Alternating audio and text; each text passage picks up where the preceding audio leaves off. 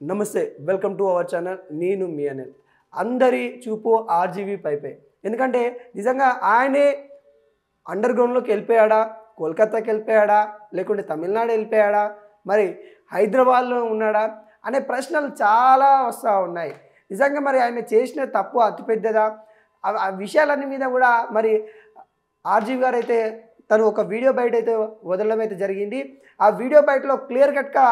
RGV గారు మరి తన యొక్క ప్రాబ్లం ఏంటి అసలు తన అభిమానులు ఎవరైతే ఫీల్ అవుతున్నారో వాళ్ళందరి కోసం అయితే ఒక వీడియో అయితే వదలడం అయితే జరిగింది తాను ఏదైతే సినిమా సంబంధించి వాటిలో కొంత బిజీగా ఉన్నాను సినిమా ఇప్పుడు తీయడానికి వాటికి మాకు ప్రాజెక్టులు ఉన్నాయి దానివల్ల నేను రాలేకపోతా ఉన్నాను సమాధానం కూడా ఇచ్చాను అప్పుడు ఎప్పుడో సంవత్సరం కింద మరి నేను వాళ్ళ వ్యాఖ్యలు చేయడం వల్లనో నా పోస్టుల వల్లనో వాళ్ళు ఇబ్బంది మనోభావాలు దెబ్బతిన్నాయి ఆ సంవత్సర కాలం తర్వాత ఈ రోజున నా కేసు ఫైల్ చేశారు నేను మా లాయర్లతో నేను మాట్లాడుతూనే ఉన్నాను నేను ఒక సినిమాకి సంబంధించిన వర్క్లో ఉన్నాను మరి నేను షూట్లో ఉన్నాను వీటికి పనులు అయిపోయినాక నేను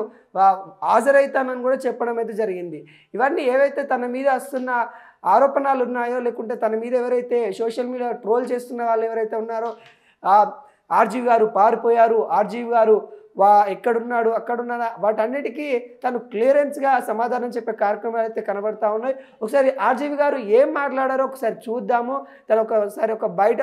అయితే చూద్దాం ఎక్స్ట్రీమ్లీ సారీ టు డిసప్పాయింట్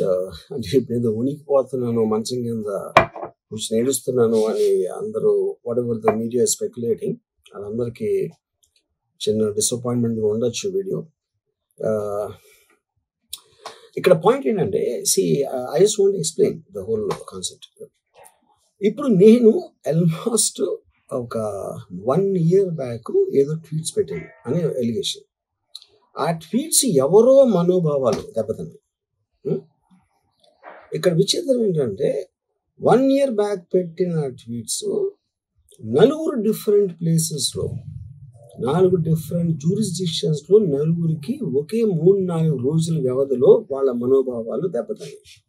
వాళ్ళు ఆ పరంగా కంప్లైంట్ ఇవ్వడం కేసులు పెట్టడం జరిగింది ఇక్కడ పాయింట్ 1 ఎవరి మీద అయితే నేను పెట్టానని వాళ్ళు చెప్తున్నారో వాళ్ళకి లేదు ఎవరో థర్డ్ పార్టీ అసలు సంబంధం లేను సో ఆ కాంటెక్స్లో అసలు ఈ కేసు ఎలాగా ఈ సెక్షన్స్ ఎలా వర్తిస్తాయి అనేది అప్పుడు ఆబ్వియస్గా నాకు వచ్చే అనుమానం కానీ నాకు కానీ నా మనుషులు కానీ ఇది ఒక పర్సిక్యూషన్ చేయటానికి ఒక పద్ధతి ప్రకారం ఉన్న అలౌబుల్ లాస్ని వాడుతున్నారా లేకపోతే ఇప్పుడు వరల్డ్ ఓవర్ ఒక ఫినామినా ఏం జరుగుతుందంటే పొలిటికల్ పార్టీస్ వాళ్ళు they are weaponising the systems of the police అది అమెరికాలో జరుగుతుంది యూరోప్లో జరుగుతుంది ఎక్కడ కూడా జరుగుతుంది అప్పుడు నేను ఏ ఒక్క వ్యక్తిని ఒక పోలీస్ ఆఫీసర్ని కానీ ఒక పొలిటికల్ పర్సన్ కానీ నేను బ్లేమ్ చేయట్లేదు I think it happens in certain ఒక ఏమంటారు దాన్ని ఒక వే అది అందరూ కూడా ఎంతో కొంత అది చేయటానికి టెంప్టేషన్ ఉండొచ్చు but eventually there is the law of the land which will take the final call so అది that I completely agree believe in that and I abide by that as a citizen so ఇప్పుడు ఇక్కడ జరిగింది ఏంటి నాకు ఒక notice వచ్చింది నేను ఒక రిప్లై ఇచ్చాను ఫలానా చోట ఫలానా తారీఖు నేను వస్తాను అప్పటికి నాకు జరుగుతున్న పని ఒక ఆన్గోయింగ్ స్కెడ్యూల్ ఉంది కాబట్టి నా ఫిల్మ్ వర్క్ ఉంది కాబట్టి అవ్వలేదు అండ్ ఇట్ ఈస్ వేరే ప్రొడ్యూసర్ చేస్తాను ఆ ప్రొడ్యూసర్కి నష్టం వస్తుంది కాబట్టి నేను మళ్ళీ టైం అడిగాను ఇదేంటి కేసు ఇదేం అర్జెంట్ కేసు అంటే 1 year తర్వాత ట్వీట్ చూసిన అతనికి 1 weekలో అన్ని అయిపోవాలనేది ఏమన్నా మీనింగ్ ఉంటుంది అసలు అదే దానికి